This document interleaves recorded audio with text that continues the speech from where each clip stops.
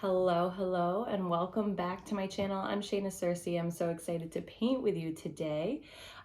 We are going to be doing something a little bit different, and we are going to get back to basics today. And I'm going to talk a little bit about how I got started in watercolor and the supplies that I think, so this is my opinion, but there are lots of different ways to start. But there are also an overwhelming number of choices that you have to make in the very beginning because there's such a variety of different supplies you can choose from paints, different types of paper, and brushes. And that can feel overwhelming and expensive when you're just starting to dabble in watercolor. So I'm going to talk a little bit about what I started with, as well as where I am now, and kind of what I wish I knew, but going along on the journey was perfectly fine as I learned new supplies and techniques, and what I really liked and what I kind of fell by the wayside eventually. I don't use them anymore as much. If you're enjoying this channel, I would really appreciate a like, subscribe for sure to the channel, and comment are always appreciated. So thank you to my loyal watchers and commenters. I appreciate you, and you're fabulous. So let's get started in talking about where to get started, and we're going to talk about paints, brushes, and paper. Those are kind of the three things you need to start. Everything else is just kind of extra confetti on top. So let's get started. All right, so let's start with paint. Paint can certainly be overwhelming. There are so many different choices to make from different brands, different types of paint, whether it's tube paint, liquid watercolor, cake pans that already come pre-assembled into little palettes, whatever it is, all of the different choices that you have to make.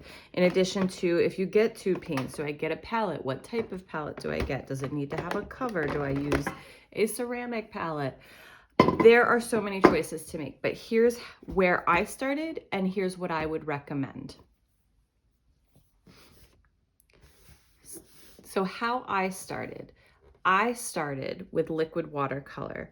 And I actually started with a subscription kit where I would get tiny little samples of just enough to do like 3 or 4 different paintings of liquid watercolor. It was great. It was a great way to start. And after a few months of doing that, I invested in Dr. P.H. Martin's liquid watercolors. And I still use these today, not as frequently as I do with my tube paints, but I do use them often. I did buy them in a set. It was an investment, but I still have some of these. They go a really long way. So that's how I started. But what I would recommend, and which might be more accessible to more people, I would recommend starting with tube paints. Now you can get pre-made palettes that are kind of the cake pan version of these, of where I'm going. So here's a Winsor & Newton one, and this is a basic one that has like a whole bunch of your basic colors. Now what I would, and why I recommend the tube paints, is because you can buy them individually. You can certainly buy them in sets, but you can also buy them individually, and you can just buy what you need to get started. And all you need to get started, honestly, are these 4 really. You could get away with 4 tubes of paint to just get started, and slowly add on to that. Now you can use tube paints right out of the tube, or you can put them into a palette. Let me show you this one. A plastic palette or a tin palette. You can buy these online or in your local art store. There's lots of different varieties of them, and they're relatively inexpensive. And you can start by just putting in your 3 or 4 colors to start with, and continue to build your palette around as you add additional colors. You don't need all of the colors. You're gonna walk into a store, an arts and crafts store, or you're going to look online, and there's going to be hundreds of colors and hundreds of brands. Now brands, I'm not too married to one or the other. I like certain colors and certain qualities of different brands, so I've collected a lot of different brands. But the Winsor & Newton Cotman series is very affordable and a very good quality student paint. So I could recommend them. I use also Core by Golden. I use these paints a lot. And well, that's not a good example. Here's a really big box. And again, you don't have to buy them in these big sets, but they come in big sets like this, where you have a whole bunch of different choices and colors, but you can also buy them just individually. And all you really need to get started is a yellow, a blue, a red or pink, magenta, and either a Payne's gray or a black. And that will really get you started in learning how to mix your colors. So this set would be cadmium yellow, cobalt blue, and permanent rose. And depending on the brand, those names are going to change a little bit. But you want something in the pinky magenta region.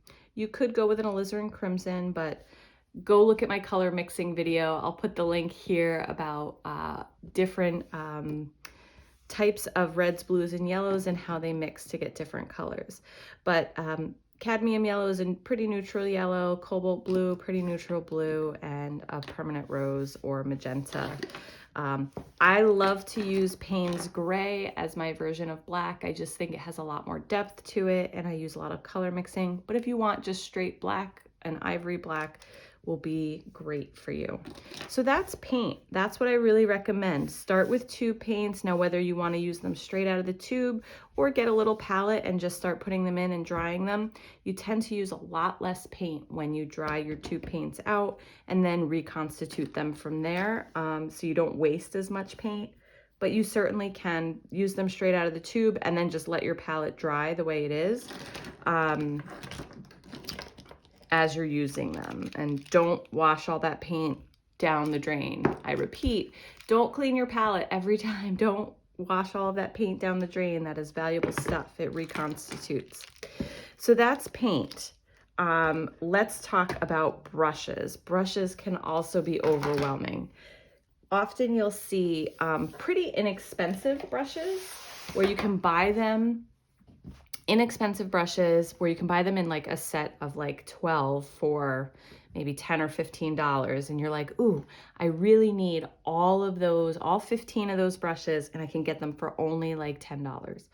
That is very, very appealing. However, I will say that you don't need that many brushes, especially to get started.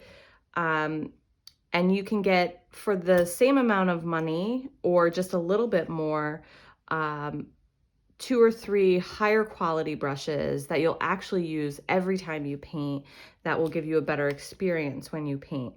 That's not to say I did not start with cheap brushes.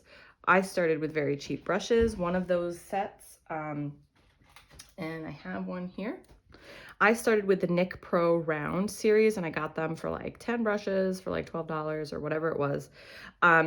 And I can tell you, I used these for a really long time. I love these because they kept a really great point on them. However, you can even see with this one, like I can feel it, it wiggles. The place where the brush actually meets the wood of the handle wasn't always secure. God forbid you left it in your water for too long or overnight by accident, your brush was just falling apart. Not that you should do that. So it's not that you can't start with these, but eventually they will get frustrating and you'll have to replace them more often anyway. You won't get through more than a year with them. Meanwhile, look at my brushes. Now, this is not a good example of how to pare down your brush game. And you'll notice I actually have a lot of very similar brushes. So these are all size 10 or 12 round brushes. And like, why do I need 4 size 12 round brushes? I don't, is the answer. But I wanted to try different brands to see which ones I like better. So what I would recommend and what I use every day. First, what I use every day, but it took me a long time to get here and it took me a long time to be happy with this brush is the Silver Black Velvet size 12 brush. I use this for probably for 75% of my painting on a daily basis. I love this brush. It looks a little funky when it's not wet, but let me wet it up here. It keeps a really beautiful fine point. Let me see here. When it is wet, and I love the bounce of this brush. It actually isn't as bouncy as some of the other brushes, and that it doesn't have as much snap in the bristles. Once it starts to get a little bit drier, it will actually hold its position. You see that there? So it took me a while to fall in love with this brush because I really liked snappy brushes that snapped right back. But I do love this brush and I use it every day. It is a much more expensive brush than some of the others, so as a version of this, what I would recommend is the Princeton Select brush. This is what I teach my students with. This is a slightly, this is a student grade brush, but it is a high quality student grade brush. I use these with students and I teach class after class after class, and these brushes hold up. They've done a wonderful job and they come in at a much lower price point than you will get for the Silver Black brush. So here's what I use every day. Here's what I would recommend as a beginner. And Princeton has a whole bunch of different lines in their series at different price points, but they're a pretty good company. So the 3 brushes, if I had to pick 3, and that's all I could start with, they would all be rounds for the most part.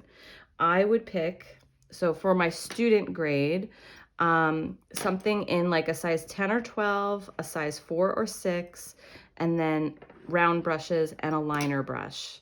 This is how I would get the majority of all of my painting done, and I would be really happy.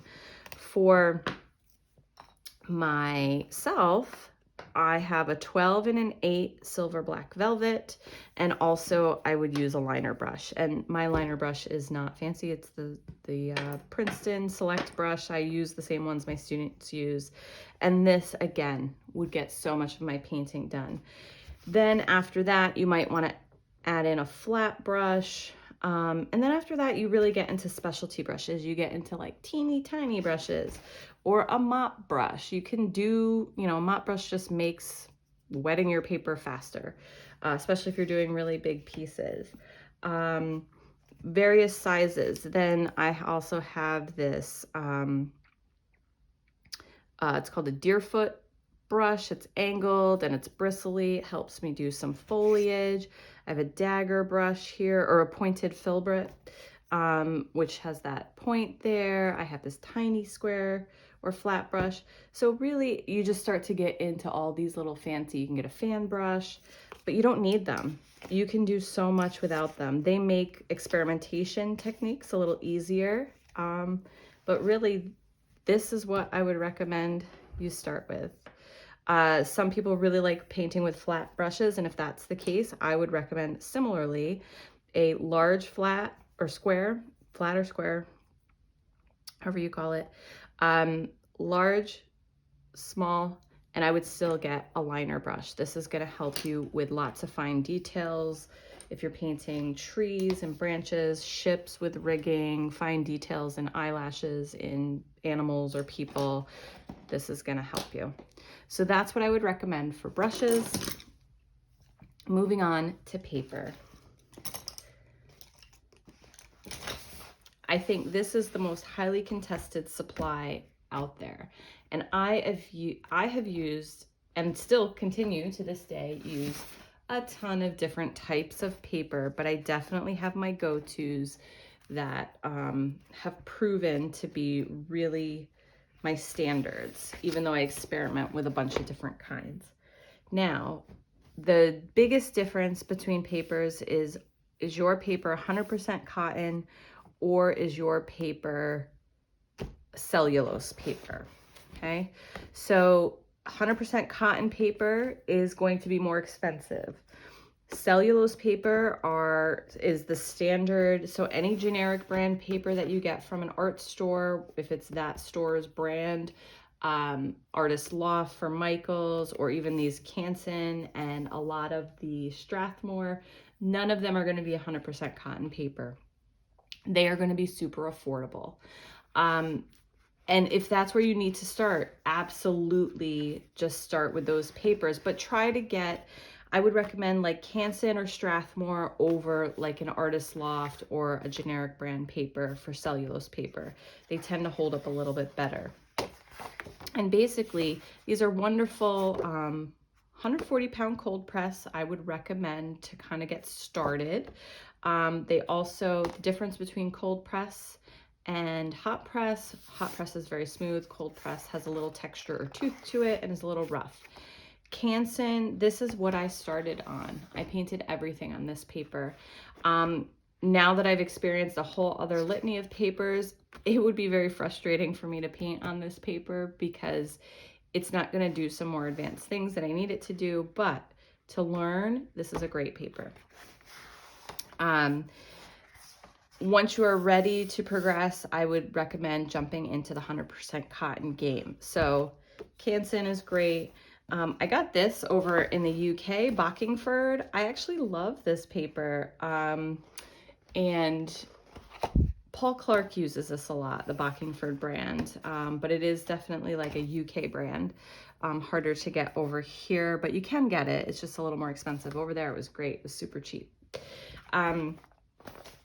So those are the papers. Now what I use every day. So then there's also journals and notebooks that you can buy. Those are great as well. What I use every day, I use the Arches watercolor paper. Now there's two different types of paper I would recommend 100% cotton: Fabriano, Artistico, and the Arches watercolor paper. Fabriano is slightly cheaper than the Arches, but I do not buy Arches or Arches, as you may know it by, in tablets or pads. I don't do that anymore. I do have one block that I still have that was gifted to me, but I buy it in sheets, large sheets. And then I break it up on my own, or I cut it. I don't actually cut it. I fold it and tear it because I love these rough edges, down to size for myself, whether it's I just take one piece and I uniformly break it up into, you know, all the same size smaller pieces, or maybe I'm making a very specific size piece and I start with a large sheet and then I break it down to the specific size that I need and then use the rest for other smaller pieces. This is the best, most affordable way to get Arches or 100% cotton paper. You might find that there are deals out there that you know, buy one, get one free for pads and tablets of it, or blocks of it. Go for it. If you find a cheap sale or deal, yes, I just can't wait around for those deals or sales to happen. I go through so much paper, and I need it kind of on a whim. So I actually order this online in bulk, where I'll do 5 or 10 sheets, really, really large sheets, and break it down. And then I have lots of wonderful paper. So what I would say is getting yourself to 100% cotton is kind of the goal, but not necessarily where you need to start. So if you're starting here with cellulose paper, start there to learn your basic techniques. But once you really start progressing into wanting to do really water heavy projects or landscapes, try to move yourself to 100% cotton paper. It doesn't mean you can't paint beautiful, wonderful things on this paper. This will just make your life a little easier, and there's a bit of a learning curve between the two. So if you make the jump, be kind to yourself. Do a little experimentation. I know it's like, the paper, you know, this cost me a whole $1, and now I'm just gonna throw it away as a scrap piece of paper. I get it. I get it. It's heartbreaking, but it's part of the journey. It's part of the process. So that is my lineup of papers, paints, and your trio of brushes. So all of these supplies in some way, shape, or form, you can find through the description in this video, link to my supplies, and that'll bring you to my webpage that has an outline of all the Amazon links to be able to get them. And if you don't want to buy them through Amazon, that's fine. It'll still give you the types of products that you can look up, and then you can go to your local art store or find them on another online site available to you. So I hope this was helpful on where to get started, what to buy, but start small, start, oh, and my other recommendation, if you don't want to get a palette right away and you just need somewhere to put your tube paints on to paint, a ceramic plate works wonderfully. A white ceramic plate, if you have it in your cupboard and you can wash it off, run it through the dishwasher and still eat off of it, it'll be totally fine. But the paint will wash right off and you won't have any problems with it. But you can definitely use a ceramic plate. In fact, of all the palettes I have a million of them. I also have a ceramic plate under my desk here. So I'll put paint on anything, honestly. So all right, so those are my recommendations. I hope you found this helpful and useful. Don't forget to like and subscribe. Check out the description of this video for links to all the supplies and materials. Happy painting, everyone, and go out and get your supplies and get started.